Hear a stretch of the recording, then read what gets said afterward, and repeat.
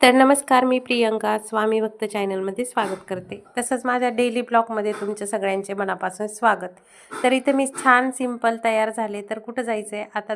हळदी कुंकाला जायचं आहे आणि तयार झाले. आणि त्याच्या आधी थोड्या वेळ माझ्या जाऊबाई आल्या होत्या. थोडा व्हिडिओ मागं पुढं झाला आहे, म्हणजेच कुंतीचं वाण घेऊन. आणि हे वाण मी पहिल्या वर्षीसुद्धा मागच्या वर्षी माझ्या दुसऱ्या जाऊबाईचं घेतलं होतं.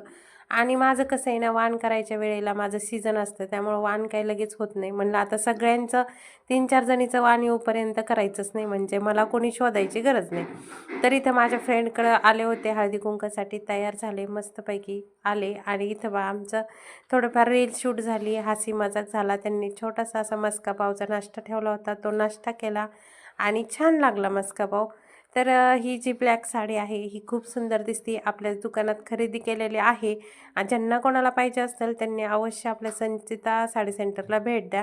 तर त्यांनी सुंदर असे डेकोरेशनसुद्धा केलं होतं आणि हे डेकोरेशन पाहून अगदी प्रसन्न वाटत होतं. मात्र त्यांनीसुद्धा लाईट लावायचा मेन विसरल्या होत्या, फोकस मोठे मोठे लावायचे. आणि काय होतं ना, प्रत्येक जागेवर रात्रीचं खूप उशिराच बायका घराच्या बाहेर निघतात. कोणी स्वयंपाक करून जातं, तर कोणी स्वयंपाक करण्यासाठी वापस येतं.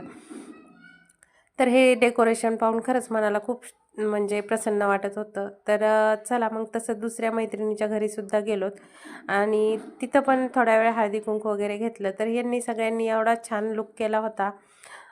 तिघी जवळपास 4 जणी होत्या, सेम लुकच्या, सेम साड्या आणि सेम हेअरस्टाईल होती.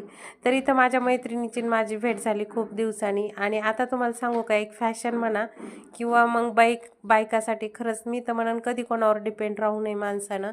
कशामुळं? तर ही गाडीवर सगळ्या बायका ज्या होत्या ना, त्या सगळ्या स्कूटीवर होत्या आणि आपण शिकलो